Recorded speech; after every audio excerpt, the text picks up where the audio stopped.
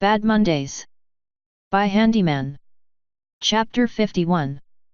Homecoming. He had seen the crowd gathered in the courtyard, still milling about and gossiping excitedly at the rarefied company who had just emerged from the dirigible. Handy chewed on the inside of his mouth, biting back a muttered curse. He had been hoping to not immediately push his way through a crowd of easily frightened courtiers, servants, and far too many guards than would ordinarily be warranted. He'd much rather have made his way into the castle unseen and perhaps, if not immediately, make his way to the king, then find a room to rest in until his majesty was ready for him. Tired and exhausted, a part of him was still not even sure any of this was real. Handy crushed that part under a mountain of determination to not show any sign of wavering. Not to his exhaustion, not to his illness, and certainly not to any paranoia and delusions born of anxiety. Above all else, the one thing holding him back from marching straight into the castle was a very simple, if somewhat selfish concern. Handy did not like being touched, and judging by the reactions of his friends previously, pushing his way through a crowd of disbelieving griffins might lead to a lot of unwanted contact. But his griffinic friends, if they were aware of this, apparently didn't give a good goddamn. The first, and perhaps most predictable of assailants, was of course Sir Tanis More.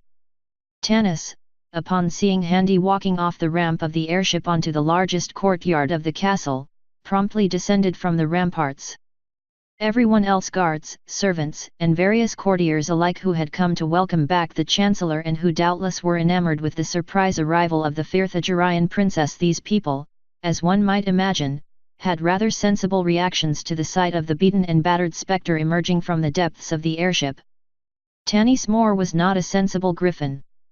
In one fell swoop, the aura of dread and ominous intrigue his presence inspired in the surprised gathering of griffins was utterly shattered when a heavily armored knight descended from on high, laughing manically and crashing into the unsuspecting human at an utterly discourteous speed. Some rather confused guards and a younger knight Handy did not recognize and who was wearing armor that was too big for him, had pushed their way through the crowd, uncertain of what they were to do. Especially considering the senior knight they had opted to back up was laughing. "You're alive!" Tanis More shouted, hopping off Handy with a clatter of armor and pulling him off the ground. "What in damnation? Where have you been? What happened to you?" "Tanis," Handy greeted with a grunt when his senses had come back to him. He had woken up that day groggy, with his head feeling oddly full in the manner of a head cold. He had hoped the warmth of staying in the belly of a steam-powered airship might help alleviate that, but no such luck. As such, with his guard lowered, exhaustion overcoming him, he had no idea what hit him when the griffin landed. "Good to see you again. What happened to your arm?" Handy unconsciously withdrew his bandaged left arm beneath his cloak. "Don't worry about it." He looked around at the gathered crowd.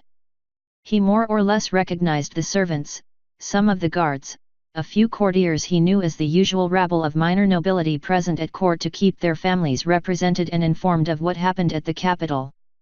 He was vaguely aware that Tanis More, like Ivory Beak before him, was poking him in the armor just to make sure he was there.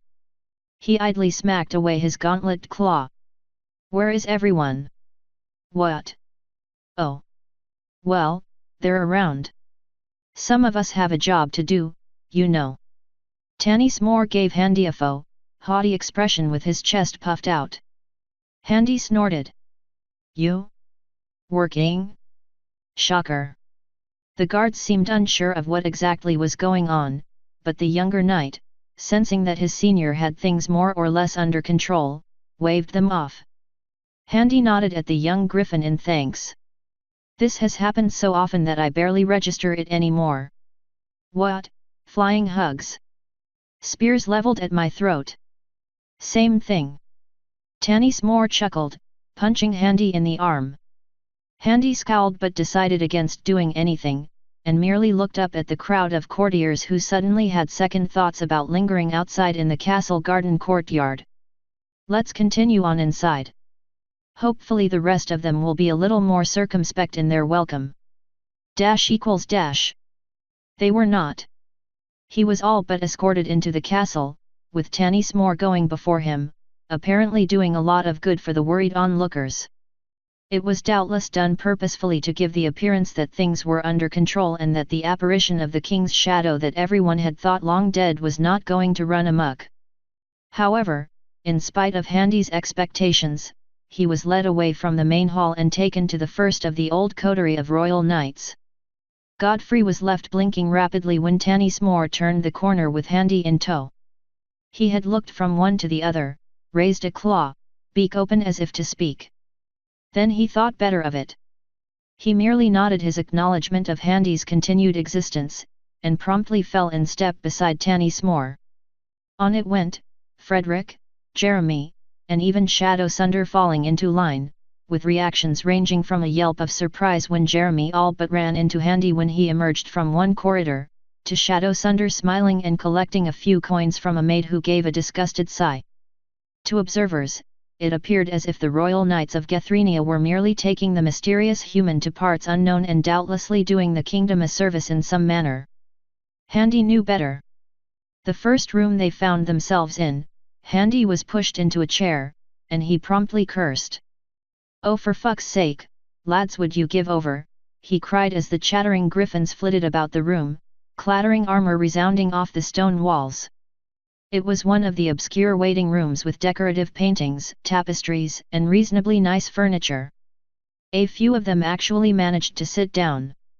One of them, the new knight Handy had not recognized, had left the room, presumably to let more know about this impromptu meeting. Jeremy, the palest of the lot, seemed to be rummaging the cupboards for something. "Aren't you all on duty?" "Were," Godfrey replied. "There's more than enough of us to take up the slack, and most of us have been pulling doubles for months now.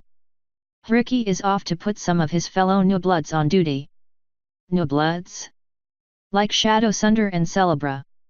"Not anymore," Shadow Sunder said with a smile, taking a seat near the window and trying to get out of his helmet. "The Royal Knights got expanded." "How so?" "After the incident at Firthengert, the king wanted more knights for the personal guard. Most were landed knights who just got promoted, as it were, rather than fresh hires or mooks who got kicked upstairs," Godfrey explained. Handy was silent for a moment. "How many, et? Who was replaced?" "Replaced? Oh, just Shortbeak." "What?" "Yeah, we're gonna miss her," Jeremy said, finally finding what looked to be a bottle of red wine really red, scarlet, and translucent. Handy wondered if it was watered down. "Such a shame, an awful fate for Enigriffon," Tanismore agreed. "Wouldn't wish it on my worst enemy." Godfrey nodded sadly. Handy sat back in his seat, completely disbelieving what he was hearing. So after the dragon attack, Shortbeak, she... Yeah, she's no longer with us." "I can't believe it," Handy murmured. "That any of them were lost in the attack was bad enough, but Shortbeak? She was the best out of all of them. This couldn't be possible." "She's gone." "Gone? Who's gone?" Celebra asked, followed shortly by Grimtooth. Both stopped upon seeing Handy seated on the far side of the table. Grimtooth, an unfortunate name for such an inherently jovial fellow, was eating something that looked vaguely like a carrot. It dropped from his mouth. Handy didn't really notice them. "Anyone else?" he asked after a moment. "I'm seeing most of you." "What about the other four?" "Oh, they're out on King's business." Tanismore passed over a cup. Handy took it to stop it sliding off the table, but didn't drink. Ricky, the new knight, came back and immediately was grabbed by Grimtooth and Celebra, and seemed to be undergoing some intense interrogation over some matter or other. "How can you be so blasé about this?" Handy asked disbelievingly. "What's wrong?" Godfrey questioned in confusion. "What's wrong?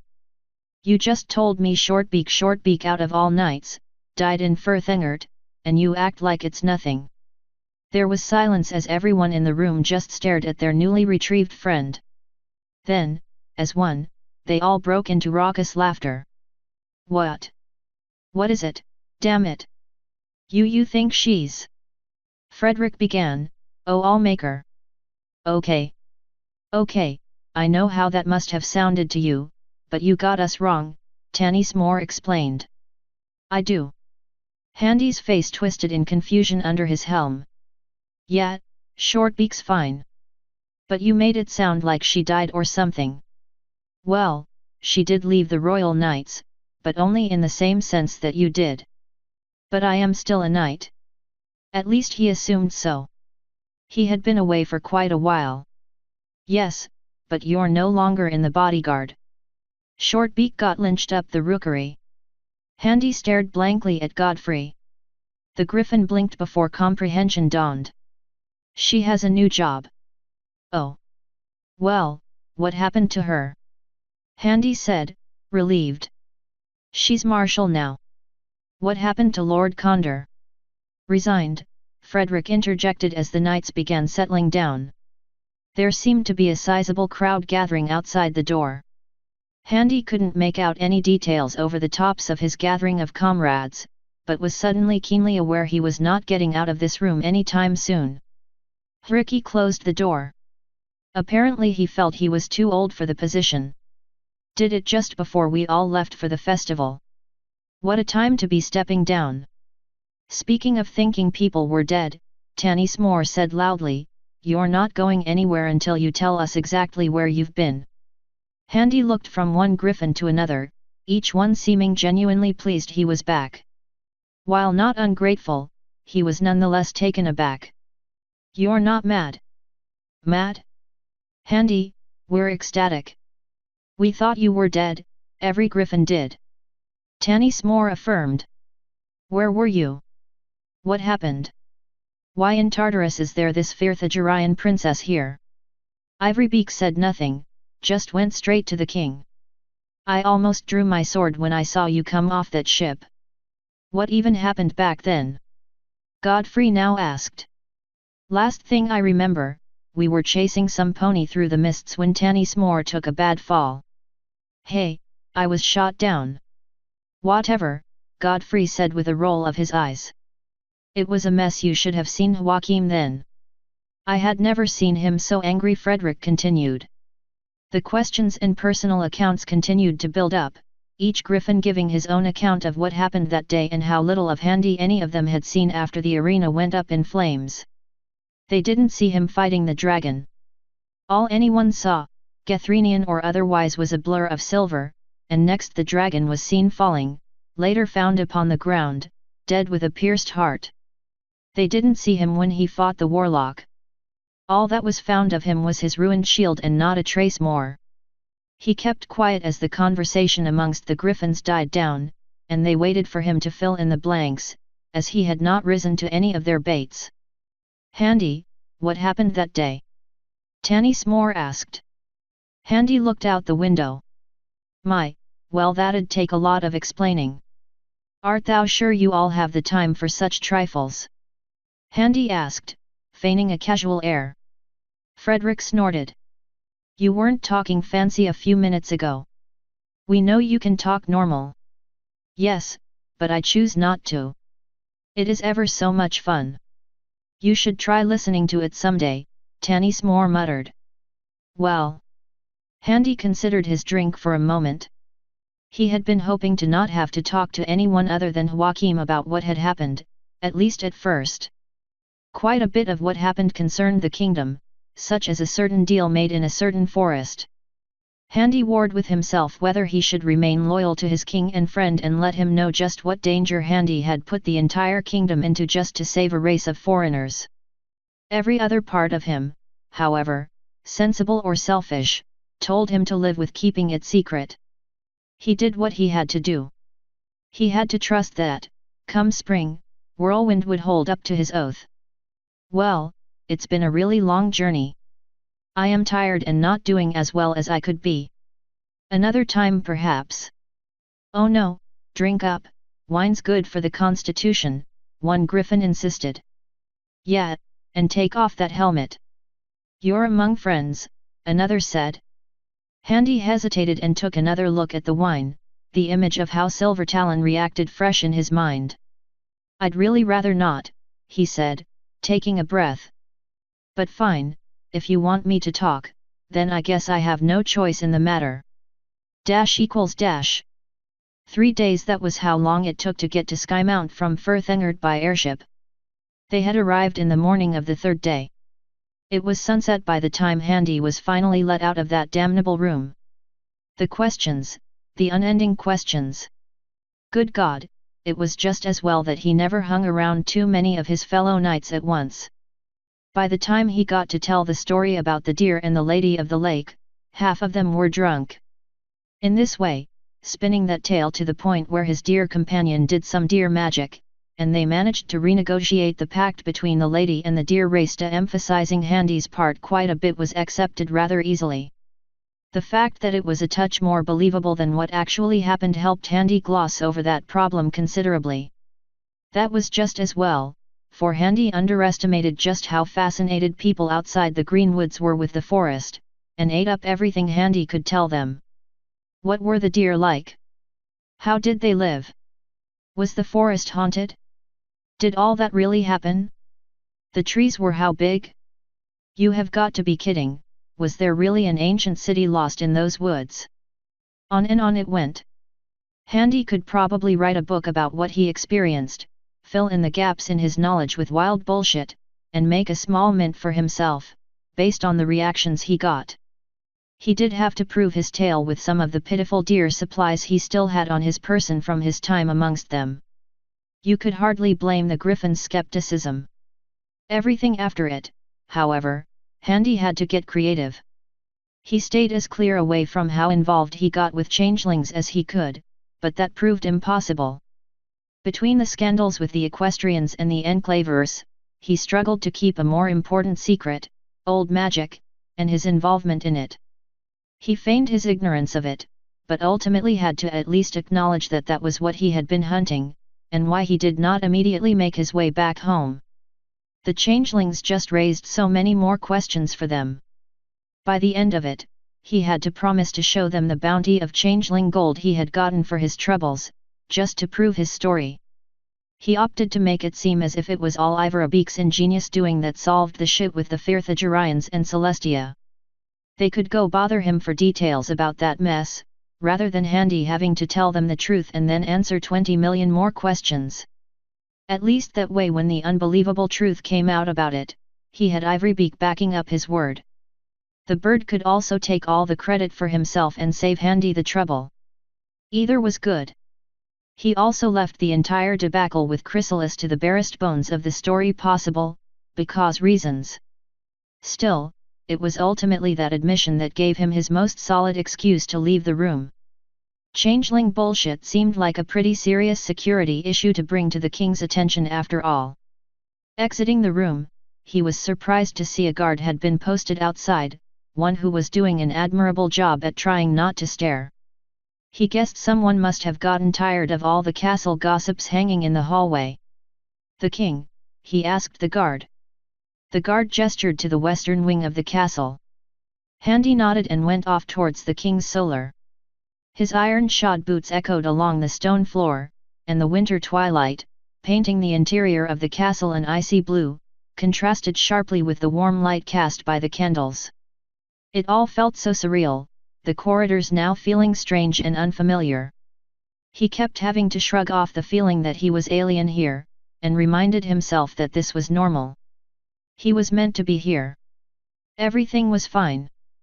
The castle was surprisingly empty, given the hour. The occasional guard, maybe he passed by some clerk hurrying out of an office, but that was it. No one else was about. As a result, he made it to the wing relatively unmolested. He ascended the last couple of steps, crossed the quadrangle and stood before the door. He knocked twice, ignoring the guards as they suddenly stood to attention at his presence. "Enter," a familiar voice commanded. Handy entered and closed the door behind him. King Johann, the Black Wing of Gethrynia, first of his name, sat calmly behind his writing desk, reading glasses resting on his beak as his quill scratched across a parchment. He did not look up. Handy tried coughing lightly to get his attention. Johann looked up, smiled slightly, then looked back down to his work. "Took you longer this time," he said gently, putting down the quill and taking off the spectacles. "You really need to stop dying. It's a bad habit." Handy snorted in response, trying to keep from smiling. "Sorry, I'll try to be more considerate the next time I'm shuffled off this mortal coil." "You could write." "Hey, I tried." A disembodied voice of some griffin I've never met doesn't count. I was questioning my sanity for a good week after that. A little introspection never hurt anybody. Handy smirked, leaning against the wall. "Yes, but too much of a good thing is always a problem." "What's the matter?" "Afraid you'll get a little perspective. Just don't want to become a navel-gazing loser." "Might be an improvement." "No thanks, it's not one of your better qualities I'd like to emulate," Joachim said, gesturing to Handy with the folded spectacles. "Ah, thanks, always knew you looked up to me. I mean for reasons other than you being a short ass." Handy waved a hand at his friend's relative height level. "Well, it's hard not to be that tall with a head as big as yours, holding up your body. You ever let the gas out? It's unhealthy to be so full of yourself." "Oh, you wound me. Although you'd probably do better with the spectacles on." "Why?" the Griffin asked. "Because maybe, unlike that time with the diamond dogs, you might be able to hit something if you could see straight." "Can't do that now, can I? Then I'd have to contend to see your face in perfect clarity." "One would think you'd appreciate my courtesy in taking that option away from you." Yes, I suppose that bucket on your head is useful in covering that unsightly mess. If only you could respond in kind, it'd be terribly appreciated." "Ah, but then how else can I make you look good by comparison? You've nothing else to offer griffins." "Really, it's a charity," says the man with the wit and charm of a South Harewick gutter snipe, Handy quipped. "Coming from an elegant and thoroughly respectable gentle griffin such as yourself, I'll take that as a compliment," Joachim riposted. "Fob. Doer brute. Lush. Brigand. Bird. Ape." The pair of them looked at each other as the trade of insults degenerated into tense silence. It was Johann who broke first, with a wide smile, holding his forelegs outstretched. "Handy, you miserable bastard, what took you so long?" "It's been a long road, Joachim," Handy said peacefully as his old friend walked out from behind his desk. The movement caused him to frown, taking one step back. "Now, I think it's only fair to warn you." "I will commit regicide if you come near me." "Sure. I'm serious." "Don't think I won't. I've already had enough with griffins, hey. But lo, it was too late to stop him. Handy received an embrace from his oldest friend in this world, and a pat on the back for his troubles. Handy, quite tired of this, by all accounts, promptly shoved the laughing griffin off. "For God's sake, you know I hate that." "Yeah, pretty much why I did it." Joachim laughed and picked himself up off of the floor before brushing down his all-encompassing cloak and tunic. "Cold?" Handy asked. "Not especially, no," Joachim said with what looked like a pained smile. Handy was about to question further before being interrupted. "And what about you? You look like you were dragged for miles behind a carriage." "I certainly feel like it." Handy tapped his fingers in thought along a table. "Can you promise me you won't freak out?" "Freak out? About what?" Handy took off his helmet. "Well, all right then. That's going to need an explanation. It's a rather long story." Handy placed the helmet on top of a dresser. "How much has Ivorybeak already told you?" "You mean after getting me to calm down with reassurances that he did not, in fact, kidnap Goldtooth's daughter?" "Oh, everything," Joachim said with a roll of his eyes. "That was a particularly nasty surprise, but at least now I have something to assuage the High King with." "The High King was involved?" "To a point. He'll be visiting soon." I want him to be in a good mood before he gets here. Why? Oh, I don't know, maybe because he's been breathing down my neck over this crisis, and I'd like to have word that everything is sorted before he leaves his perch at Old Mount. Joachim waved Handy over to the door. Now, I'm sure what you have to say is very, very fascinating, but you look like Death's second cousin, twice removed. Off with you. What? I said go. Get some rest, the world will still be here tomorrow, Joachim said. And you stink. I have a legitimately good excuse for reeking like the devil.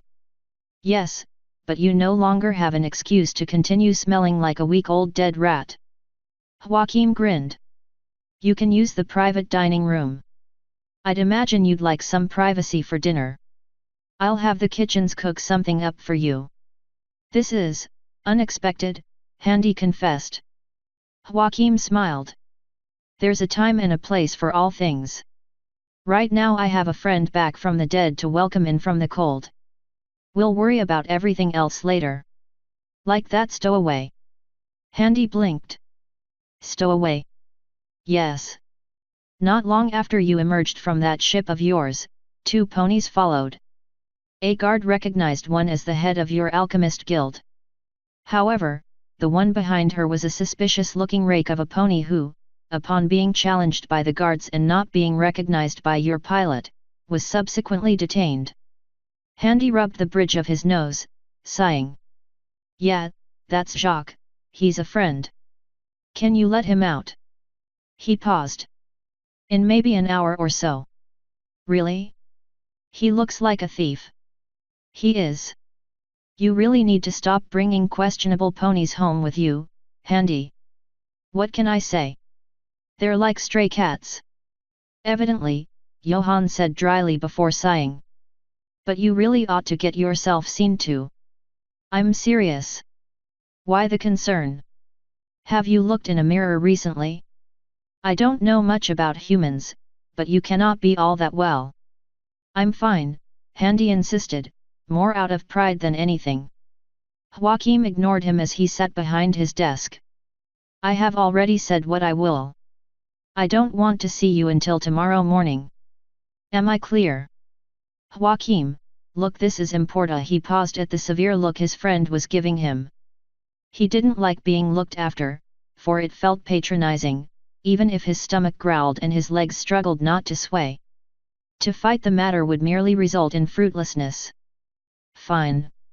Just one more favor, if you could indulge me. Of course. Do you have any of your salve left? Joachim's quill broke on the parchment at the question. He looked up at Handy, his face an implacable mask. Handy was suddenly very concerned he had upset Joachim somehow. The griffin coughed as he disposed of the now useless quill. I think, you are very aware of why that is probably not a good idea. I was. Good night, Handy, Joachim said with finality. We'll speak more of this later. I have some unpleasant business to share with you, and I'd rather you be rested and well before we get to it. Handy gave his friend an odd look, bewildered at the sudden hostility in Johann's voice. He opened his mouth to speak, but thinking better of it, he decided to simply pick up his helm and be on his way without another word. Not all welcomes were unconditionally warm, it seemed. == Joachim was as good as his word, as far as the food was concerned at least. Handy had taken liberty of the invitation to use the private dining room, the one the king himself often took himself, and the one where he and the knights on many a days would be invited to join him. The room had seemed so small on those days. Now it felt cavernous, empty, and strange. The tapestries were the same, the furnishings, the walls, the windows, everything. Yet it all seemed so strange and alien to Handy now, more unfamiliar to him than it had been when they were new to him. Thankfully, he was roused from these melancholic thoughts by the intrusion of what could only be referred to as the most glorious roast meal Handy had seen in years. He had to stop himself from simply wolfing the whole thing down, the strange meats from strange animals making the act of self-discipline exceeding difficult given how delicious they were. He had to keep reminding himself he could take his time, he did not need to rush and was not going anywhere. He had the option to savor a full, uninterrupted warm meal for the first time in months, one where he did not have to compromise for the sensibilities of the ponies he was surrounded by, with broths and soups and keeping strictly to the vegetables he knew were safe to eat through trial and error. How did he know? Well, after new and exciting adventures in culinary exploits, if he didn't end up throwing up and finding undigested chunks of a certain something he didn't recognize from Earth, he'd put it on the possibly consumable mental checklist. He knew his physics more than his chemistry, or was that biology? Well, not being a total idiot, he knew some things. Raw vegetables meant cellulose. Cellulose meant bad times for your digestion if you ate a vegetable raw. Thankfully, most ponies were sane and preferred all their food cooked to some degree, but that didn't help everything. Some plants just did nothing for his system even if they passed through without a problem. Take hay for example. Did you know ponies have over 650 different kinds of hay, some of which they developed themselves?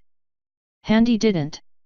Did you know some of them, probably due to the fact they were not in fact hay but something else entirely, were digestible to humans and were actually quite delicious?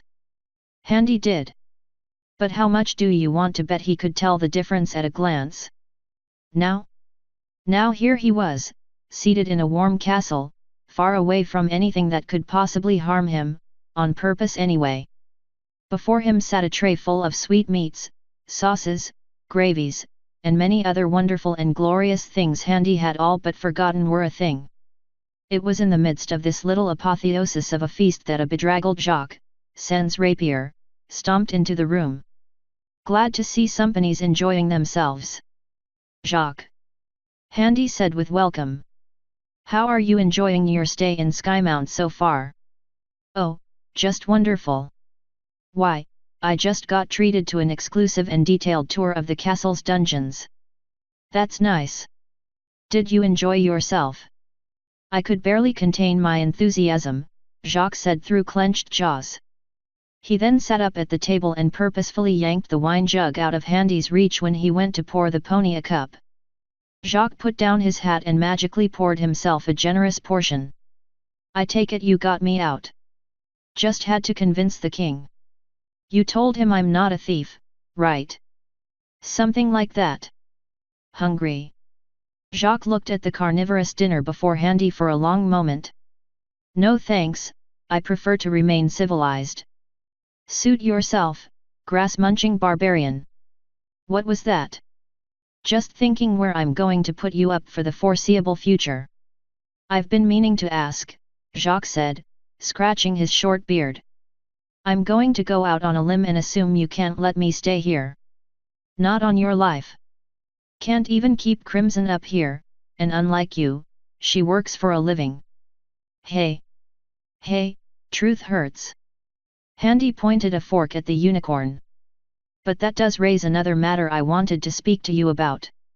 And that is, you had to have other options than me if things didn't work out for you in the enclave. In fact, if I were you, I'd probably have buggered off to the nearest bolt hole before making my way there, instead of sticking beside me. You had no reason to keep following me. Jacques' face remained impassive, though Handy noticed his right ear twitching just a tad. So, not that I want to judge, but I am afraid I need to know, here and now, why was it you wanted your safety guaranteed here in Griffonia? Specifically so far north. No games, Jacques. I have actionable power here. Jacques contemplated the question for some time, his eyes wandering over the tapestries depicting Gethrenian history. He took a drink of his wine before responding. I'm looking for something in particular. Care to share what that would be? No, I don't believe I do. Handy gave him a warning look. I'll swear whatever oath you want that it has nothing to do with your precious Gethrenia. I just know all roads point to the north. Handy put his knife and fork down, sat back in his chair and sighed, rubbing his face. He then gave Jacques a level but not unkind look. I am not doing this to be an asshole, Jacques. I have actual authority in this kingdom, and real responsibilities. Now, I can't help you if I don't know what your reason for being here is.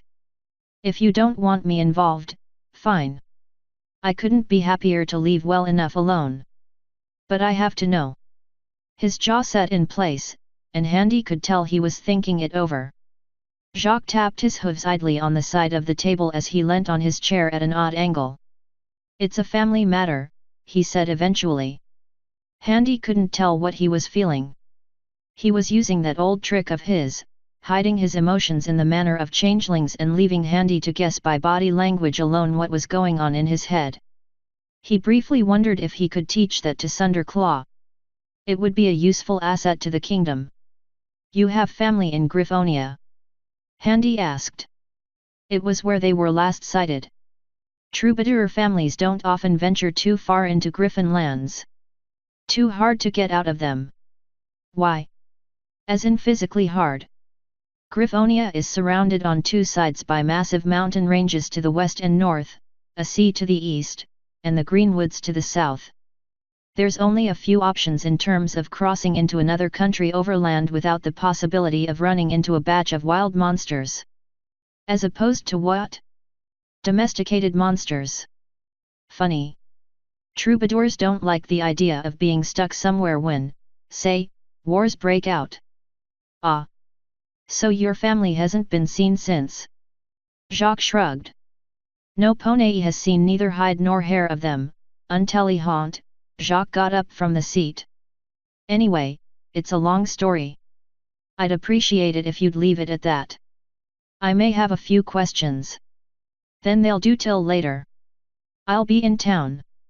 Head to the Black Hare, Handy spoke up before he could exit the room. Why? It's one of my properties. Tell the innkeeper you're now listed under Clipwing's expense. The barkeep will give you a room. Or if you want, try the tavern across the road run by his brother, I own that one too. Has nicer beds. Well, thanks, I guess. Crimson already left, said something about alchemy. Oh God, Handy groaned. Yeah, it's probably for the best she went and took stock of what the damage is. Jacques smiled and shook his head. He drained the cup and began moving for the door. Oh, one more thing. Who do I have to murder to get my sword back? Ask for a knight named Tanny Smore. Is he in charge of confiscating weapons? I don't like him. Good enough, Jacques said with a chuckle before leaving. Bon Sawyer. Handy went back to his food after the unicorn left, contemplating what he had been told. If Jacques was being level with him, he'd have no issue with him doing what he wanted. However, that was a rather large if. He certainly didn't seem to be lying, but he was holding his cards close to his chest. Handy could only wonder what he was afraid of. He considered the issue for a few minutes, chewing on his food, before his thoughts drifted to more personal concerns, particularly what exactly this unpleasant business Joachim had mentioned was about. The thought concerned him for a time, but he shook his head and put it to one side before it ruined his meal. == Jesus! Handy was wearing fresh clothes, and that was the most amazing thing ever. You disagree? Have you ever worn the same fraying clothes for months on end, with few if any opportunities to wash them? Under heavy, ill-fitting, and occasionally broken armor? There was simply no comparison to actually having something decent to wear for the first time in so long. Handy honestly felt strange walking about his chambers in the castle, unarmored and with fresh clothes. For some reason he felt naked and constantly looked over himself. Fortunately he wasn't naked. He'd rather not be reminded of himself after he did an honest inspection in the mirror. The scars were still there, the ones from before his vampirism and the ones he had gained after. The little gift of a stab wound the Archon thoughtfully left him had made a rather nice, oblong-shaped white splotch on his lower abdomen. Apart from the little collection that he knew of, he had lots of tiny, new, and exciting little additions to the tapestry. You see, despite her best efforts, Heat Source simply did not know humans, and his armor had never fit quite right. Nothing new there. That was the case for pretty much the majority of warriors everywhere, ever.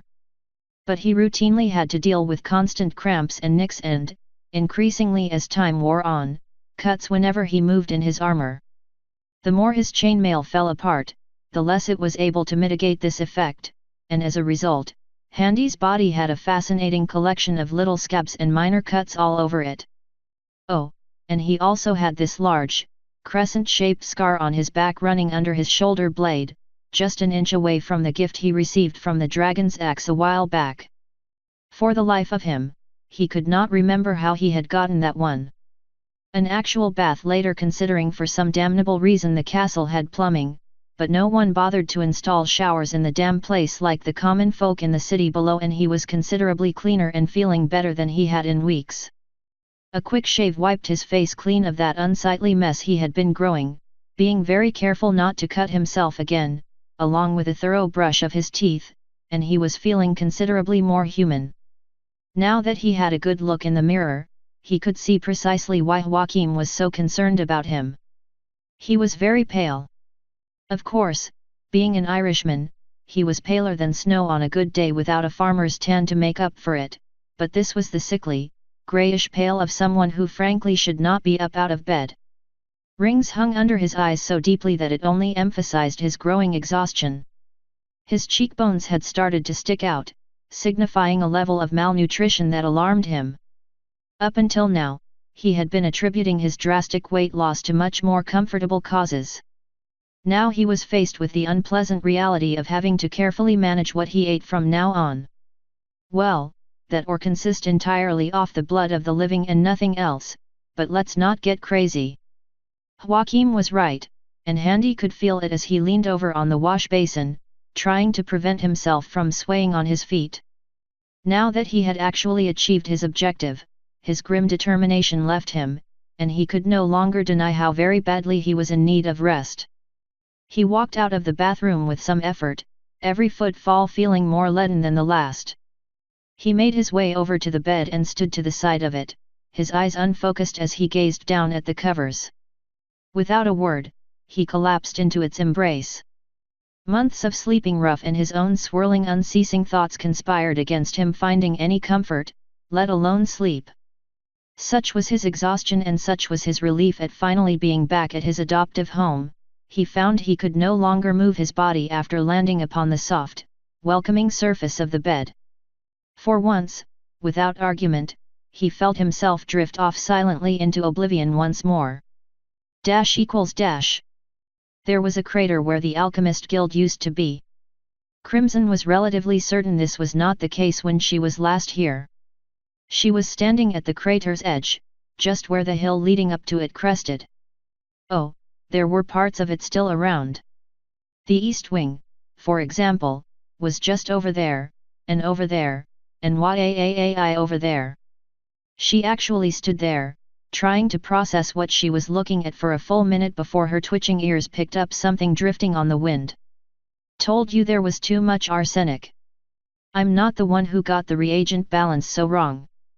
Crimson cast her weary gaze to her left, spying a blue tarp covering up the ruins of one of the still intact sections of the east wing, just beyond the far lip of the shallow crater. She strolled in that general direction, listening to the various voices as she went, pinpointing each to a particular mad bird under her master's employ. No, but you were in charge of the circles. And whose fault was it that the files were unwashed? Allmaker knows what was in those glasses.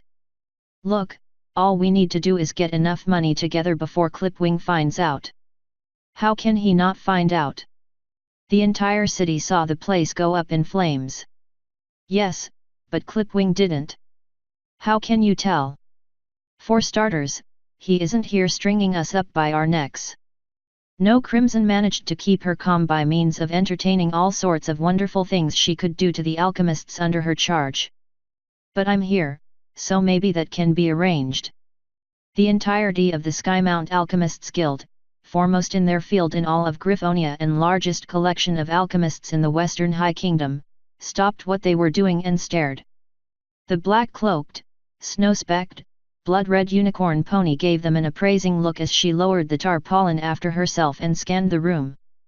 It was actually what remained of the ground floor and floor above it, with the griffins, 25 in all, clustered in with various parts with broken equipment, bags of reagents, and in various states of singed feathers and fur. Crimson tried, very hard, not to react immediately. Master wouldn't like that, he would expect her to at least have the story straight first. To that effect, she cleared her throat. Explain, she demanded, her voice cool and level. An alchemist began. His feathers were a pinkish hue Featherbrain, that was what his name was. She remembered him. Miss Shade. We weren't expecting you. I gathered. Well, you see, he looked around for support, but none was forthcoming. We had a little bit of an accident during one of our more ambitious experiments. Go on. She walked over to a half-burnt table and some very cracked and complicated alchemical glasswork. She eyed a bucket in one corner. The alchemists around her tried their best not to whimper but failed. Well, as you can see, the results speak for itself. It was something of a failure. But Nagrafon was hurt. MMHM, and the guild records. Up in flames. I see. She sounded almost bored. And our ability to supply the local hospitals with regular shipments. Somewhat, lessened as of late. A rather shoddy stool collapsed under the weight of a bag of reagents, spilling its contents on the ground. She said thoughtfully. No Pone was hurt, were they? No. Thankfully not, ma'am, Featherbrain replied, tapping his claws together. Good. She placed the flask back on the structurally unsound table. In that case, we can get back to work with full strength. We have a lot to do to get this place back in working order. At that, the alchemists all looked at each other questioningly. Another griffin began, You're not mad. Oh no. Crimson moved to the nearest intact window. I have never been more calm in my life. We'll need level heads if we are to come back from this. How? One asked. Crimson gave them all a gentle smile, the kind you saw on vipers. She dragged the lone wooden bucket over to her and placed a hoof to her chin thoughtfully. Well. She looked up at them all pointedly. There was no remorse to be found in her gaze. We're going to need an awful lot of buckets. The collective look of horror on the alchemists' faces would have instilled sympathy in even the most black-hearted of brigands. ===. He was not well. He had slept for an entire night and a day, waking up only once to use the restroom before almost crawling back to his bed. After that, he had elected to not leave his room for at least a week, only being interrupted in his convalescence once or twice by castle servants sent to make sure all was well. The few Handy recognized fared best, but some of the newer staff were scared to death and opened the door only far enough that they could be sure he could hear them clearly. During that entire time, Handy neither knew nor cared what went on in the outside world. It was only him, his darkened chambers, and the welcoming comfort of his bed the entire while. He quickly lost track of time, sometimes waking up in the middle of the night, blinking and then wondering why it was suddenly daylight outside. He had initially refused any offers for medical help. Having not been keen on doctors back in Equestria way back when, he sure as hell did not want anything to do with Griffinic doctors that were apparently not as up to scratch, judging by appearances. That, and a stubborn part of him was determined to just sweat it out. He managed to put up with it when traveling, he could manage it on his own now. Let it never be said that Handy did not occasionally make incredibly stupid decisions. He made only one concession, however. Towards the end of the week, when a certain hunger grew to such a point he couldn't ignore it, he had a message sent. And that's when Clipwing finally paid a visit to his erstwhile employer. The meeting was brief. Clipwing, having seemingly been informed of Handy's return, had managed to conduct himself with a degree of confidence and professionalism Handy had found strange but not unwelcome. Seemed that the king had held Handy's holding and titles in trust rather than dissolving them, which meant Clipwing still had a useful job. Handy was glad to see the young bird, although he might not have appeared so. From Clipwing's perspective, the entire conversation took place in a dark room. His lord had been this formless pile of shadows in one corner, barely illuminated by the candlelight from the hall outside, whose only discerning features were two glowing pinpricks of light from his eyes and speaking in a hoarse, broken voice that sounded like death itself. Then again, if you worked for Handy, one just had to get used to accidental horror, so he bore it well. Handy had been surprised that his belongings, long forgotten, had been recovered from the ruined mess of the festival grounds. Those had included his beloved blood containers. Clipwing had often been his go-between when it came from collecting animal blood from the local butcheries, so he had little trouble getting the half-dozen or so Handy possessed cleaned out and refilled. Crises averted, Handy thanked him and asked how his various businesses were doing, upon which Clipwing had adopted an odd expression on his face.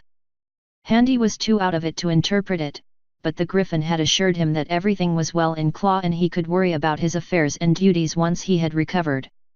Handy felt weird about that, but given his current state, he hadn't pressed the matter. He thanked Clipwing for his continued service, dismissed him and choked down one of his little blood capsules. The animal blood was as disgusting as always, did nothing for his illness, and he was pretty sure he spilled a little on the sheets, but it got the job done. He proceeded to put his little vampiric stockpile into one corner, where the enchanted runes glowed a soft, ominous red upon their wooden surfaces, and he promptly went back to sleep. == Well, he tried to at least. After a simply wonderful surprise visit from Sunderclaw and the following, oh so enjoyable conversation Handy had with him about kingdom security and threats thereof, he figured he had enough of the castle for the time being. To that effect, he elected to finally emerge from his little den of suffering and misery. It was time to find out how everything was going without him being around to help. You know, aside from Joachim nearly provoking a war. Therefore he went to see his friend and perhaps finally find out what this unpleasant business he had hinted at was about. This was a mistake. It's not that funny, Handy said, fuming. He sat there, red-faced and staring down at his cup of wine, muttering obscenities while Joachim rocked back and forth on his chair, sometimes running out of breath from laughing too hard. See, Joachim always seemed to have a preternatural knack for telling when Handy was not being entirely truthful with him. As a result, Handy had no choice but to be much more revealing about exactly what went on in his adventures than he had been with his knightly peers. Naturally he wanted to skimp on a few select details, the shenanigans with the Lady of the Lake being one of them. Joachim was able to pick on this and leaned on Handy to give him all of the details. So, after some creative wrangling, Handy managed to dodge the one thing he really couldn't discuss and told Joachim things he didn't want to discuss instead. Oh Allmaker, I can't breathe. It's not that funny. Handy repeated, a bit more heatedly.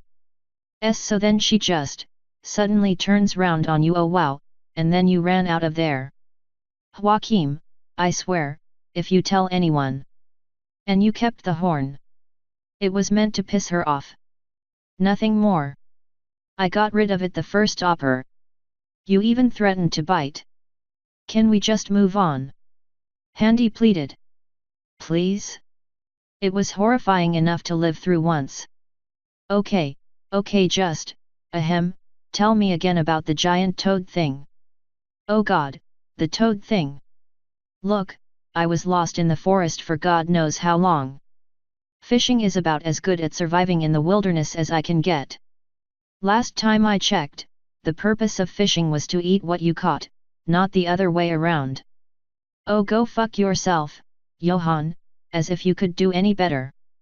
I'll have you know that my father made damn sure I could survive in the wilderness if I ever got stuck there. Johann inclined his head regally. Really? Handy asked skeptically. Quite. I often went hunting with him, then alone, Joachim continued, pausing to take a drink. It was just such an excursion that I eventually met Shortbeak. Shortbeak hunts. Well, she was when I first met her, at any rate. The point of the matter is. See, way I heard it was that you got tangled in your own traps. Handy leaned back leisurely as Johann spluttered. I see Tanny S'more isn't always full of shit. Good to know. I never told how in the blazes. So, what was that about giving me shit about fishing? Look, you're missing the point. The king had a pained look on his face at the direction the conversation had turned. No, I don't think I am. Okay, in all seriousness, Handy. Johann sighed. I'm glad you're alive, even if I am not entirely happy with what you did. I did what I had to do, Handy said, his grip tightening on his cup. Johann put up a placating claw. I am not judging you, Handy. I know. I was not exactly as reasonable as I could be, given your condition and what you did at the festival with it. He put up a single talon to silence Handy's objection.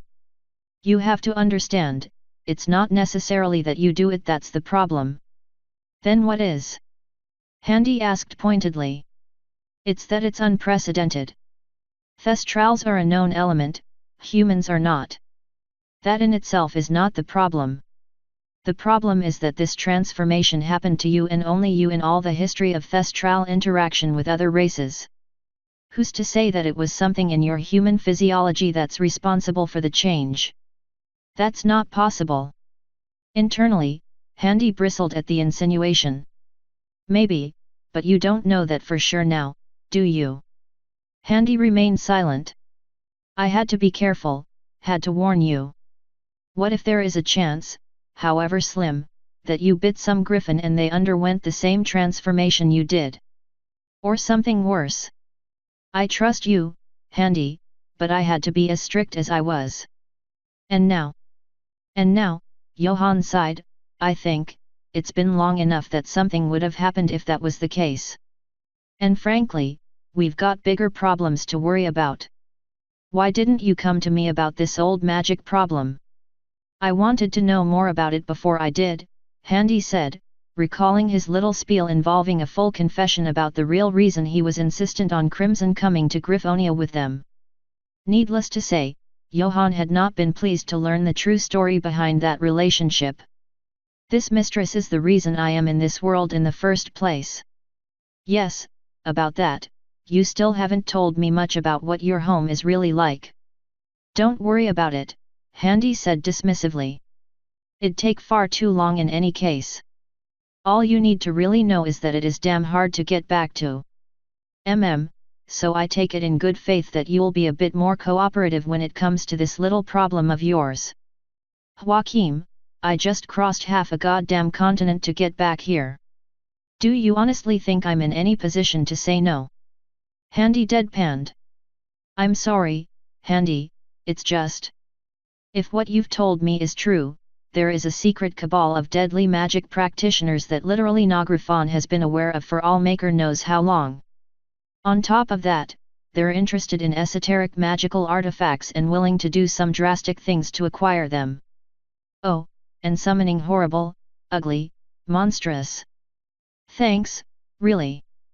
Creatures from alien worlds for who knows what purpose. The barest hint of smile played on Johann's face. Seriously, Handy, this is dangerous. Oh really? I hadn't noticed when 2 warlocks caused massive property damage in 2 different cities. And those warlocks? In the custody of the Equestrians and the Enclavers respectively. Recalling the nation's responses to his actions, Handy could go without their gratitude. And they don't know anything more about this than we do. Certainly didn't seem like it when Celestia drilled me for information on the matter. That was an experience Handy could do without ever again. This before or after you gave her your girlfriend's horn? Oh go fuck yourself, Joach. I'm only kidding around, Handy. It's just too easy to rile you up with that. Yeah well, let's see how you react when a changeling comes onto you. About that. Joachim looked more serious now. I take your word on everything you said about your interactions with the changelings on good faith. I have never lied to you about that before. Handy idly wondered if this conversation would have better been suited inside an interrogation room within the dungeons. I know, that's why I'm taking your word, Handy, the blackmail, the geese, your account of what happened in the Badlands, all of it. But I need you to tell me honestly, in your own words, do you think they are a threat now? Handy was silent for a moment as he thought about it. Honestly? I don't know. I didn't exactly leave them united when I left that hole in the ground. But you put Chrysalis back on her throne. It's more hideously complicated than that. They were more united under that Archon character, less so under Chrysalis. Then what is the state of things? All I did was take a situation and stir it up, and put the one currently benefiting most from the situation in my debt. I was happy enough to leave well enough alone and let the woman just die in her cell. But I think a situation where the changeling potentates are constantly infighting rather than united is better for literally everyone involved. I don't know the histories or the stories. I don't care. But the implications point that the changelings are everywhere, Joachim said uneasily. That's my impression too.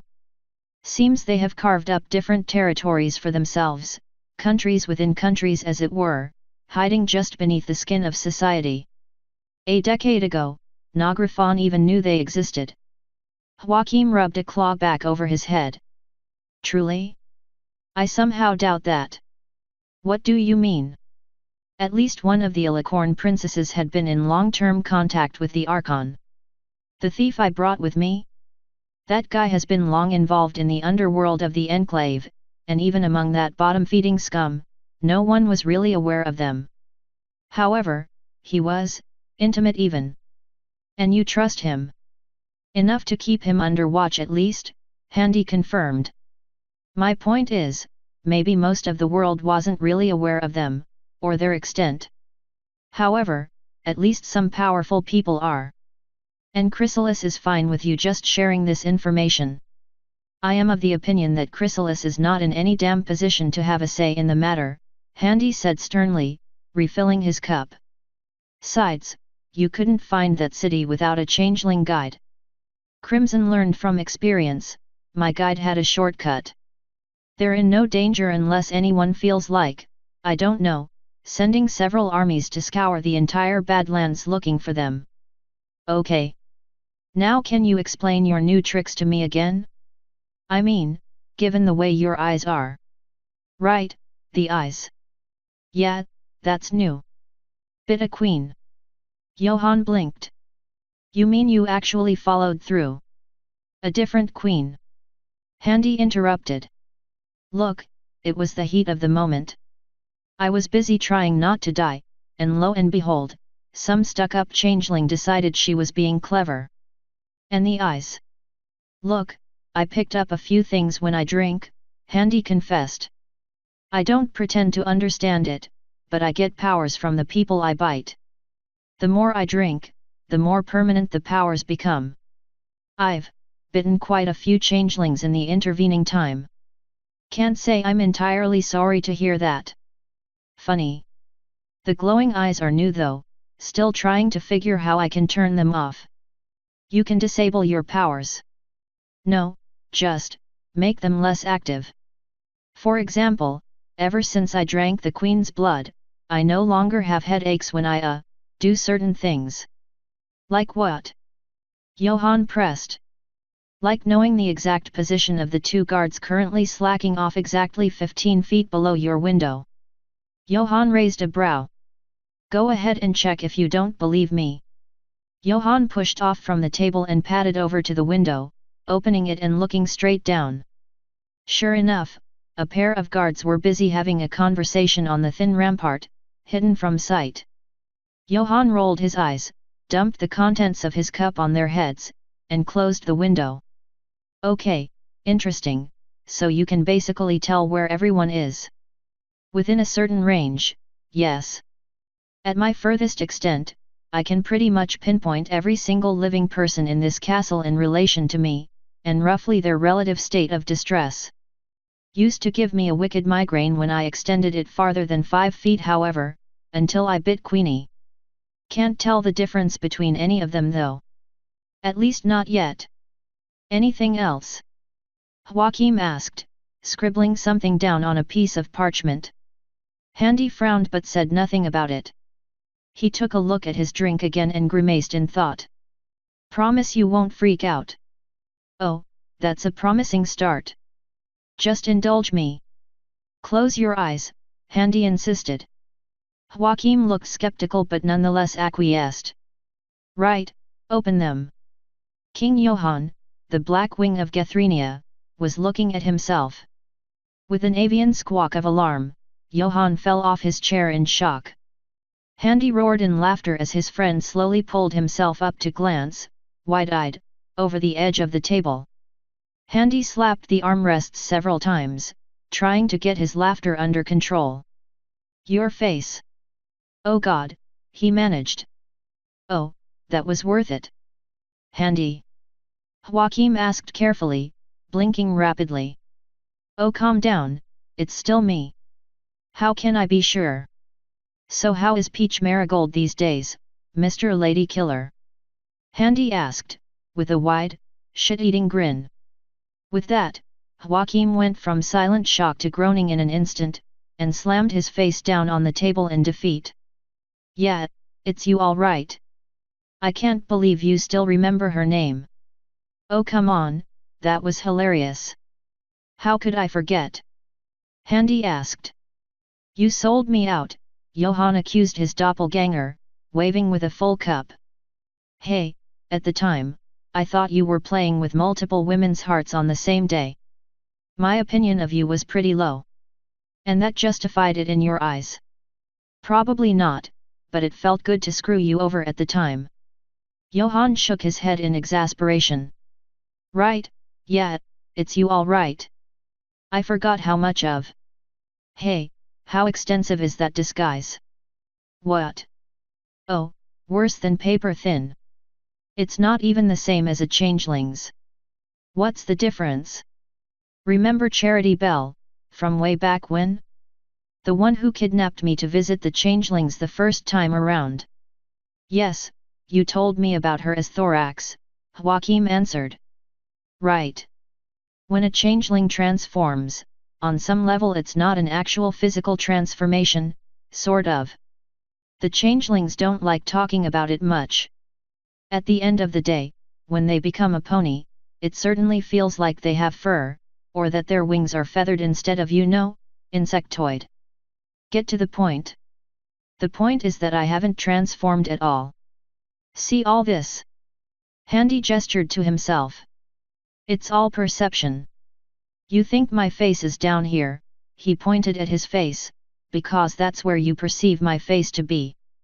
In actuality, it's still up here, he said, pointing to a blank space above his head. Strangely enough, when Handy pointed that out, Joachim could just about make out some sort of wrongness about the patch of air. It was as if something was there that his mind refused to recognize. Now focus, there's something there. Hold on to that and concentrate, Handy instructed. Joachim frowned up at him as he got back into his seat. He rubbed his eyes a few times, blinking before opening his mouth in surprise. Oh! There you are!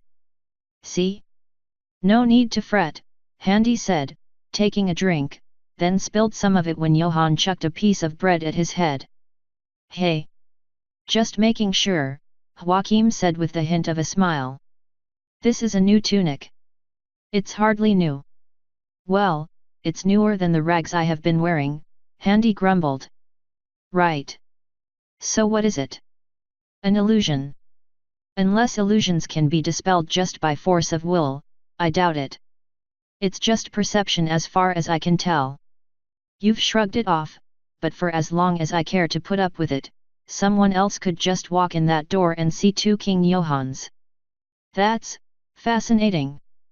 Joachim began to scratch down more notes. Handy sighed in exasperation. Really, Joachim? What am I, a science project? What? Oh this, never mind, I just had to make note of this. This is remarkably useful. You have no idea. Is there anything else? After we get this cleared up, there's something I need to talk to you about. There it was, the thing Handy had been dreading. Handy hesitated for a minute, honestly considering whether he should let his friend know of the one other trick he had gained, or pass over it and simply get to the meat of the matter. Well, I can kind of make people. Just then, the door to the dining room opened and, much to Handy's surprise, Shortbeak walked in, wearing a ridiculous hat. Your Highness, sorry for interrupting your meal, but I just got back and wanted to discuss. Shortbeak paused, beak agape as she looked at the two very kingly-looking griffins at the table. Handy and Johann looked at each other briefly. Johann cleared his throat and placed his cup to one side. Ah, Lady Shortbeak, I'm glad you're back, he said chirpily, gesturing to Handy. This is not what it looks like. Her eyes travelled from the king to the still disguised Handy, who had the good graces to at least look a tad embarrassed by the circumstances. Hello, Shortbeak, he said in his distinctive accent. Now, never let it be said that Shortbeak allowed her new position to dull her blade. Handy found that out the hard way when, in the blink of an eye, Shortbeak had crossed the room in a pounce, with her dagger already drawn. A very confused and caught off guard Handy was thrown from his seat and pinned to the ground, one arm behind his back and a blade pressed against the side of his neck. An awful lot of shouting ensued. Shortbeak, stop! Joachim yelled. Guards, secure the king! Shortbeak commanded, ignoring her king. A pair of guards immediately entered the dining hall. They looked slightly confused, but did as they were ordered and surrounded the king. All right, changeling, what's your game? I am not a damned changeling, you blithering fool. It's me. Get off! Handy shouted. Shortbeak, it seemed, was not listening. Handy let out a disgusted noise. Johann, for God's sakes, call her off. Shortbeak, will you kindly get off of Sir Handy? Joachim asked politely, crossing his forelegs and rubbing the bridge of his beak. Shortbeak didn't let up her hold but looked up at the king. What? Hi, Shortbeak, Handy said with mock pleasantry. His disguise dropped, and she now looked down on the human she was currently threatening the life of. Needless to say, she was very confused. Long time no see. So glad thou art just as fast as ever. Can you kindly get your blade away from my neck? I'd appreciate it. Shortbeak looked back at Johann for confirmation before very slowly letting Handy go. He pushed himself back to his feet and brushed himself down. Shortbeak wouldn't stop staring at him. You're alive, she said quietly. Handy merely cleared his throat. Yes, well, there's a long story behind that. I see you have moved up in the world. Good for you. I'm so glad you didn't share the information of my continued existence with the inner council, my king. Your message told me not to tell any Griffon, Johann said with a shrug and a smile. You knew. Shortbeak shot suddenly. Johann frowned for a moment at the accusatory tone but dismissed it. It turns out there was quite a lot involved in maintaining the deception of Sir Handy's death, Johann said. And, given recent events, I am afraid that means there is something unpleasant I need to tell you, Handy. What? Handy asked, suddenly not liking the look on his friend's face. Johann dismissed the by now very confused guards. Johann waited for the door to click shut before speaking. I'm afraid I'm going to have to strip you of your title. The room was silent for a long moment before Handy broke it with his voice barely above a whisper. What? Sit down, Handy. I must not have heard you right. Handy. I went through hell to get back here. I stopped a war from happening which you nearly caused, and you elect to repay my service by stripping me of my office. It's more complicated than that. Johann had the wisdom to at least avoid the rage-filled eyes of his vassal. I did not even ask for anything in recompense. Nothing. And this is what you give to me? Disgrace. Handy had to bite down on the inside of his cheeks to keep from simply screaming. Handy, that's enough. Johann slammed his claws on the table. Shortbeak, very much feeling like a third wheel in the argument, elected to take a step back from the table while her brain tried to process the number of revelations currently going through it. I had to do something. You'd have done the same. The same what, Johann? What have I done to earn such a disgrace? Handy demanded. Nothing.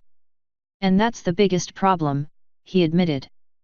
The pair were quiet for a moment before Johann rubbed a claw down his face. I have to make it appear you're under control. Under control? The hell are you talking about, man? A small part of his mind wondered how this conversation had taken such a drastic turn in such a small space of time. Perhaps Johann had simply been trying to put Handy at ease before giving his decision. He had failed superbly.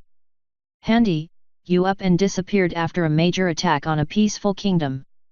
You were thought dead.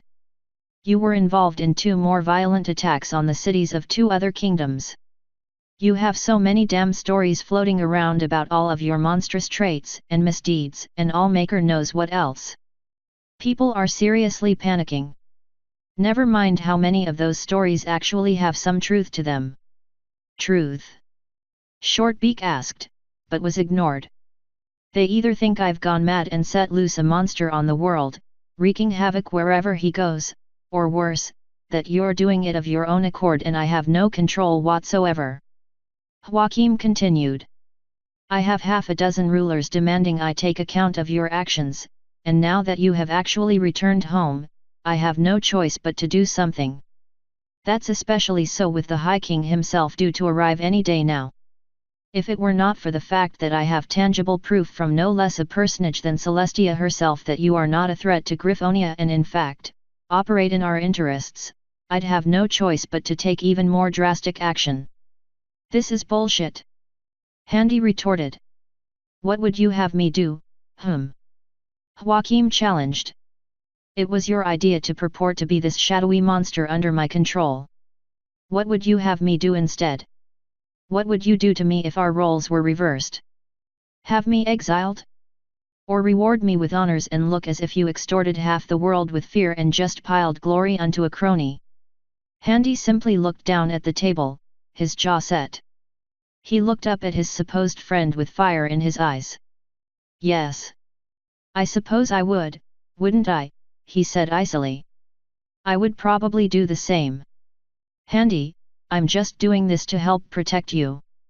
Johann adopted a quieter tone, knowing that his friend would not take kindly to being shouted at. Sure, he said, his voice flat.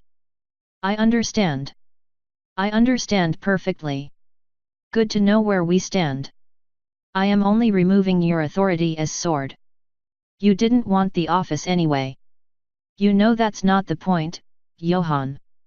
Handy slammed the table with the flat of his hands. I have been loyal, and my payment is public disgrace. Your loyalty was never in question. Wasn't it? Handy demanded, then why all the questions as if I were? As I were some kind of, he trailed off, looking off to the side as he gathered his thoughts. Look, Handy, Joachim began, sitting down in his chair. You know, I wouldn't do this to you without a good reason. You do know that, right? Yet. Handy's gaze was unsettled, unable to fixate on one thing.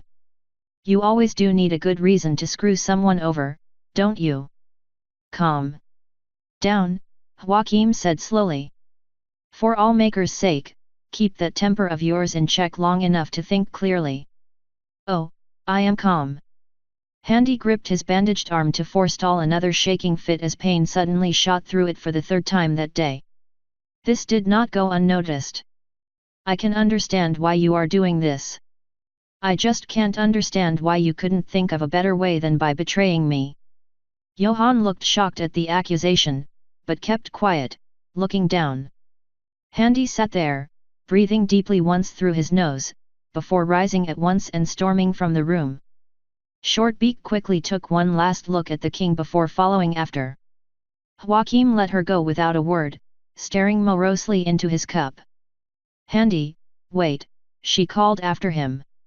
He didn't reply and simply continued walking through the halls, turning a corner to head deeper into the bowels of the castle. "Wait, just stop." She grabbed him by the arm, and he shook her off, her talons accidentally cutting through the bandages. He turned and glared at her, eyes furious and shining in the shade of the corridor. "What?" he demanded. She hesitated for a moment, unsure of what exactly she should say. I'm glad you're alive." "How did?"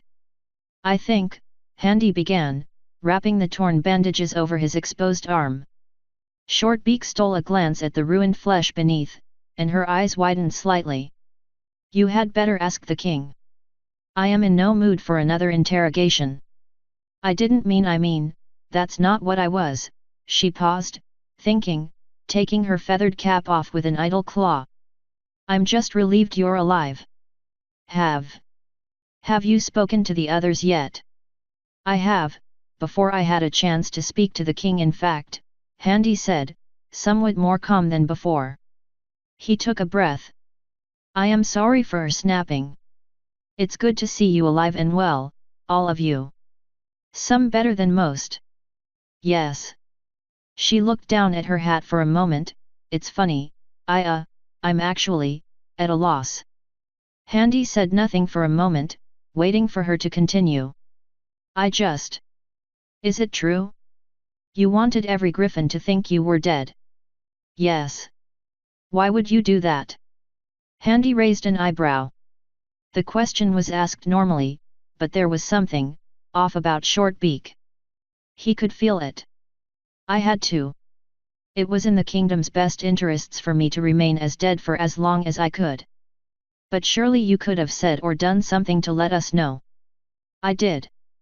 If the king felt it necessary to tell anyone, he would have went over my suggestion and spoke of it." "Right," she said, unconvinced. The silence lingered to the point that it was getting to be awkward. She looked over her shoulder and then spoke, changing the topic. "Listen, the king. He's not betraying you." "I said I understood the reasons why," Handy said sternly, rebuke in his tone. "That does not excuse how he goes about it. I know he is my king, and he needs to do what he has to. I had thought he was my friend." "He still is. Maybe. But not today," Handy said simply and with a note of finality. He pulled his cloak tighter to fight the chill that was permeating the castle from the winter's day. "It was good to see you again, Shortbeak."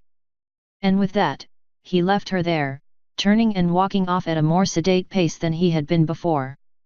Far from easing her mind, the talk had only left her far more troubled, especially after what she had seen of his arm. She wanted to follow after him, to ensure all was well, but she knew far too little and didn't want to jump to conclusions. She went back to the king. If nothing else, she still had her duties to perform to take her mind off of it for at least a few minutes. Maybe then she could broach the topic, and confirm whether what she had seen was the same thing that the king was now hiding under his tunic. Leaving Jacques on his own had been a mistake. He didn't set anything on fire, get arrested, murder someone, or defraud half the city. Oh no. He did something far worse than that. He became best friends with Sir Tanis More. Oh, do Godfrey! Do Godfrey! Tanis More exclaimed. Handy glared at him. "I should have known he wouldn't keep a lid on it," Handy grumbled, giving an evil glare to the smiling Jacques. "Oh, don't look at me, Monday Ami. I didn't say anything." Handy narrowed his eyes. "Honest?" "Yeah, the king told us," Tanis More confirmed. "Oh, for God's sake," Handy whined as he slunk down lower in his seat. After the eventful reunion with Shortbeak that he'd rather not remember, considering most of it involved shouting, accusations of changeling infiltrators, a murderous Shortbeak, and pure, unadulterated, and utter terror on Handy's part, he had hoped word of his ability wouldn't go much farther. He was wrong. The three of them were currently walking through Skymount. Handy, after all, had some business he needed to take care of, Clipwing be damned, and he needed to be out of the castle for a while. He regarded the alarmed and fearful looks of a populace used to the idea that he was dead with cheerful disdain. He pulled his hood tighter as his boots crunched through the layer of snow on the street. "What's got your withers in a bunch?" Jacques asked, noticing the surly expression on his friend being distinctly more unpleasant than normal. "Nothing. Just politics." "Politics?" Tanis Moore asked. "You'll find out when it happens." "I'd rather be away from the castle for a while," Handy said cryptically. Tanis Moore and Jacques looked at each other for a moment, the latter shrugging. Handy led them through the winding streets, occasionally stopping and double-checking with Tanis Moore that he had gotten the right street names, before finally making his way to a certain blacksmith. Henri Hammerstrike, the grizzled old blacksmith, whose once failing business Handy now owned, was now the second wealthiest blacksmith in the entirety of Skymount. Once he had taken Handy's advice to put his art to one side and focus on making simple, everyday metal goods people would actually want to buy, his business had taken off. He had now had 3 apprentices taking care of the menial work, allowing Henri himself to focus on the more intricate and expensive custom orders. The Griffin was ludicrously skilled, everything from ironmongering, silverworking, and the odd bit of jewelry on the side. Everything from rough-hewn armor to the frames for stained glass windows to decorative silverwork ornaments was all within his skill set. He was no heat source, but Handy would have to make do. Walking into the front of the shop was like walking into an oven, but it was a welcome change from the cold outside. Handy's skin bristled at the thought of being so close to a lit forge, but he quashed the thought. It was out of sight, so it was out of mind. The 3 young griffins in protective wear on their claws and hides looked up in surprise. "Is your master here?" Handy asked without preamble. Before any of the apprentices could talk, another griffin's head, this one hidden behind a metal visor, poked its head from around the corner leading into the forge. "Was sat? Some griffin called for me." "I should think so," Handy greeted, shifting the weight of the bag from his back. "Good to see you're still keeping busy." Henri flipped the face guard up and blinked at his landlord. He then beamed. "Ah! Sir, it's good to see you alive and well. I heard all sorts of rot, but I never paid them no mind, no sir." "Did you not?" "Not one whit." "Now come, what can I help you with?" Henri beckoned Handy into the forge room. Handy hesitated for just a second before swallowing slightly and following into the room of burning hot molten death. Jacques and Tanis Moore meanwhile hung back in the shop, talking to the apprentices and browsing wares respectively. "So good to see you, sir, you're looking well, I wouldn't say well." "It's quite all right, Henri. I have been under the weather as of late. However, I have actually come seeking your services." "Oh? Splendid. What do you need?" Handy dumped the armor pieces out on a table. "I'd be lying if I said I'd seen worse off of a battlefield. I just need some repairs." "You need more than repairs, m'lord." Henri took individual pieces of armor and looked them over. "I mean, a griffin of lesser means would have to put up with it, but I don't see why you are not taking the time and investing in some new armor. It has its uses. I just need the rents sealed, some new sections to the chain mail. The hauberk is in 3 different parts." Henri protested. Handy scratched the back of his neck and continued. "Fix the interior padding. The helmet needs seeing to as well, there's a large." "Enough. M'lord, I'm afraid I can't let you continue on like this." "Excuse me. Look, I may not have worked on humans before, but even I can tell that this." He held the breastplate to Handy's face, then gestured to Handy's chest with a free claw. "Doesn't match up to that exactly." "Well, it does chafe a little. And constantly going around in badly damaged armor, especially a set that has been repaired as many times as this one has, is just asking for trouble." "How old is this set?" "Less than a year." "A year? Listen, I don't want new armor. This set is enchanted, it is incredibly useful. I just need it mended, Handy insisted. Henri merely shook his head. I'm afraid if you honestly want me to repair this until it is in workable order, whatever parts of the armor that are still enchanted will be so minuscule as to be next to worthless. Handy's fist hit the table, and the griffin jumped briefly.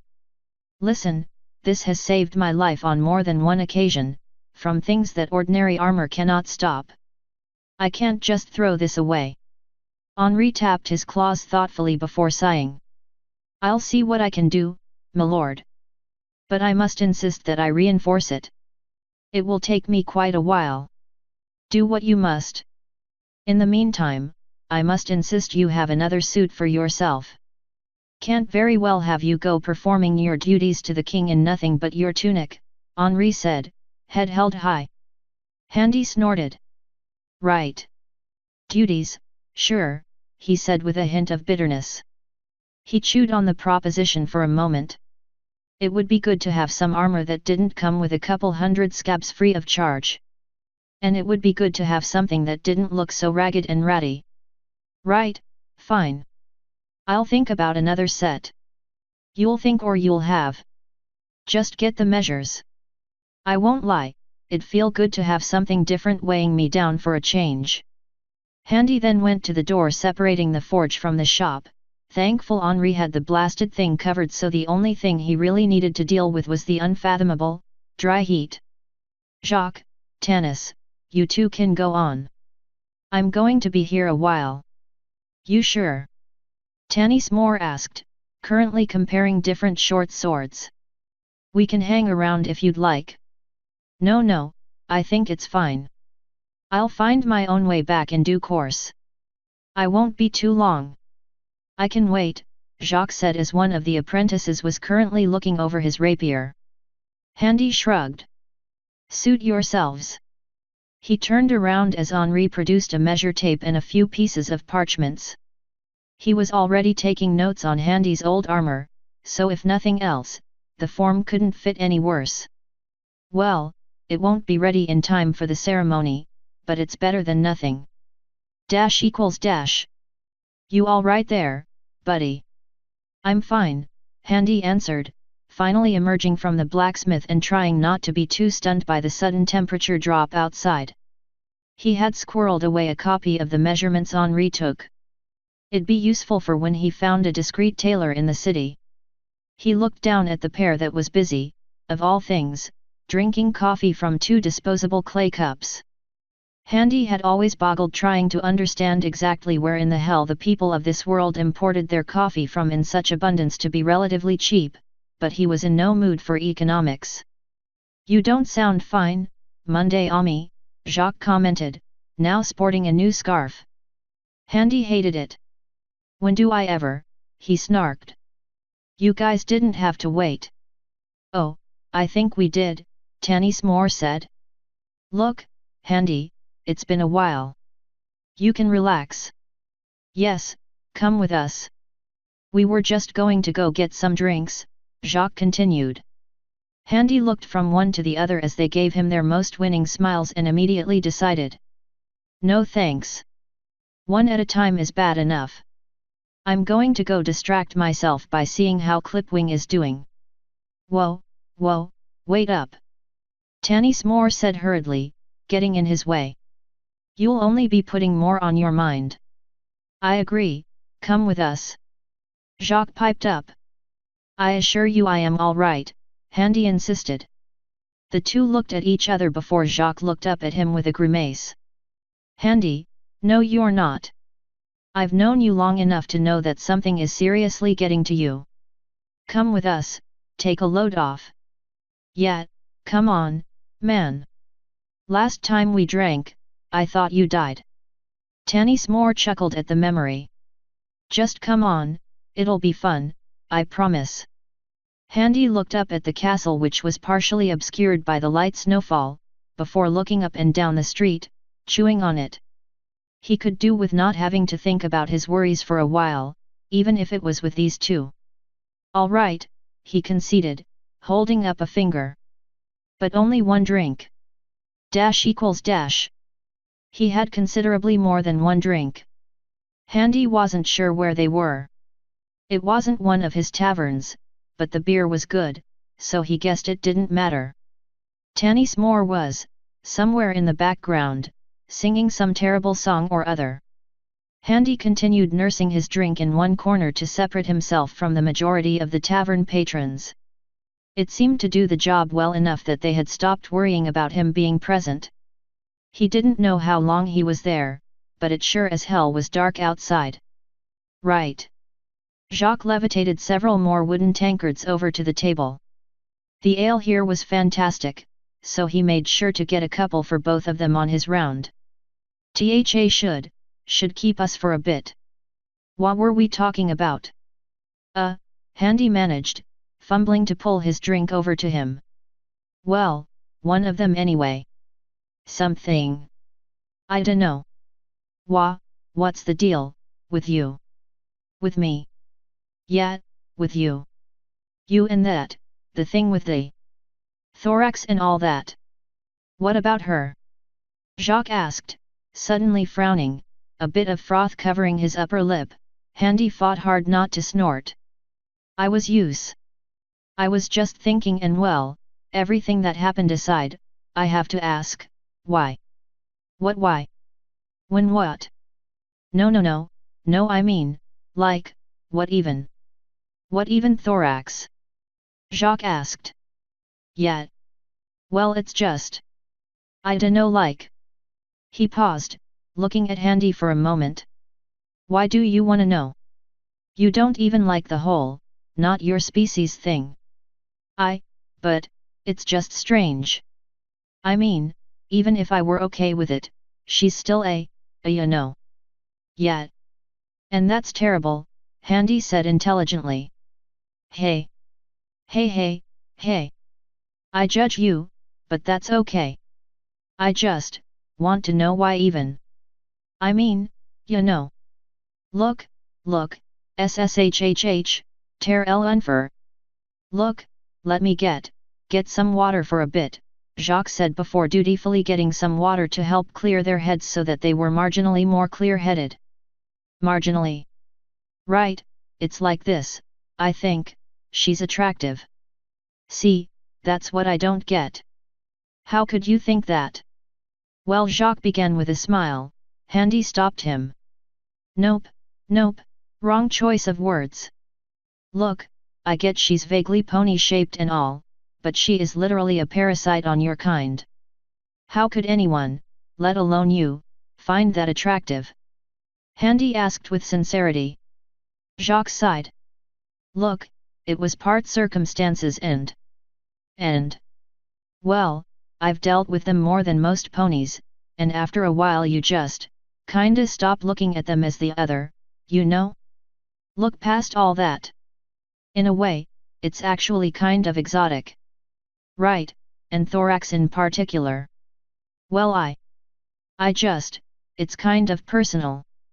Hasn't stopped you before, Handy said with challenge, leaning back in his chair.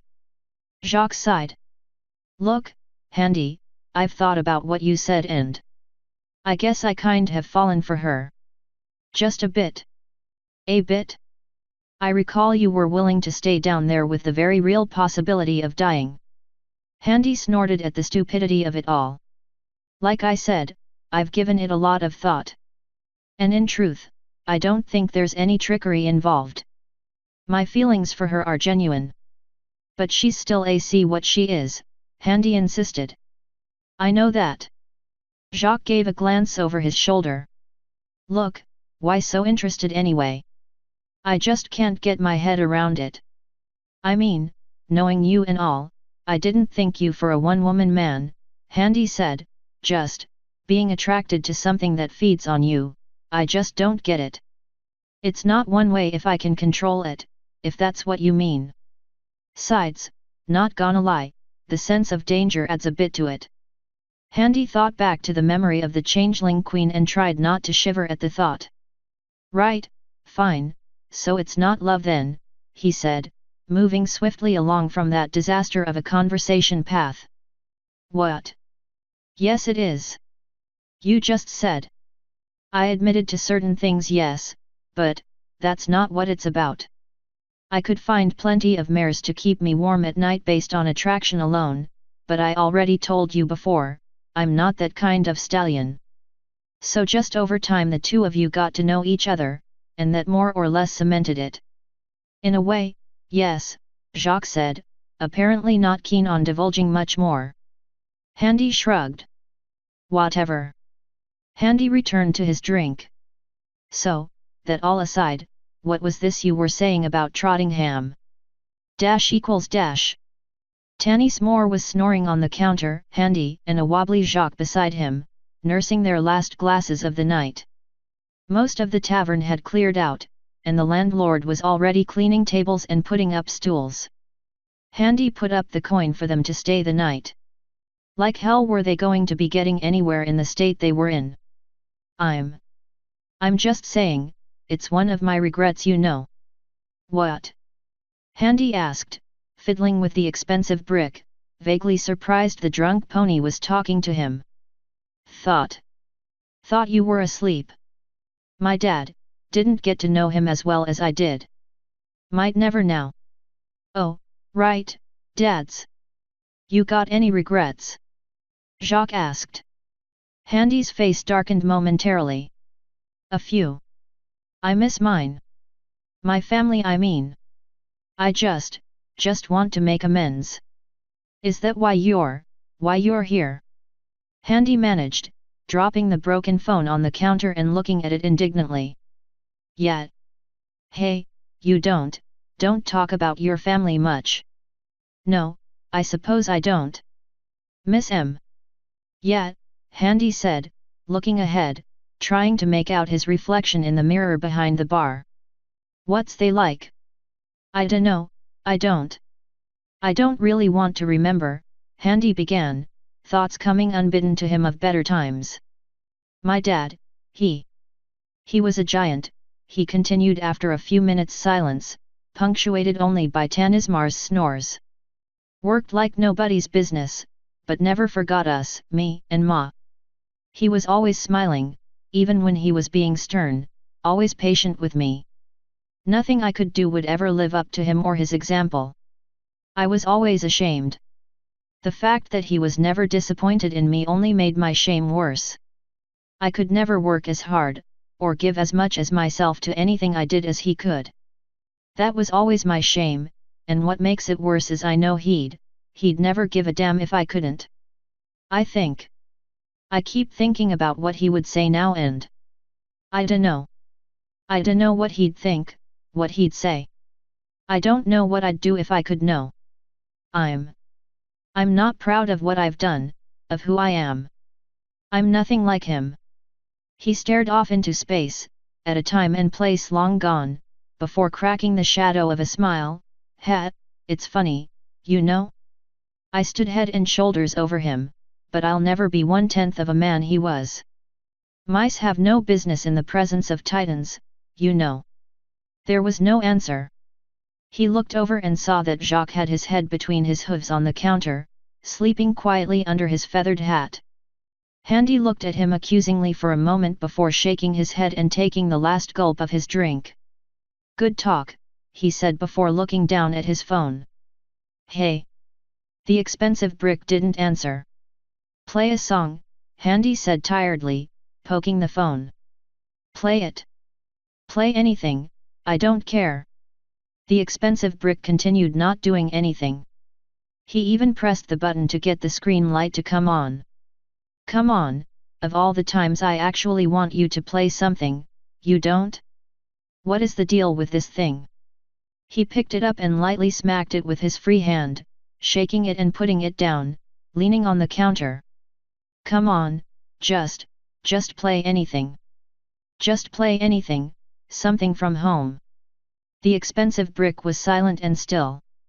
It remained so for the remainder of the night, long after Handy had given up on trying to coax music out of it and had drifted off to the embrace of oblivion. Author's note. Happy New Year everyone! End author's note.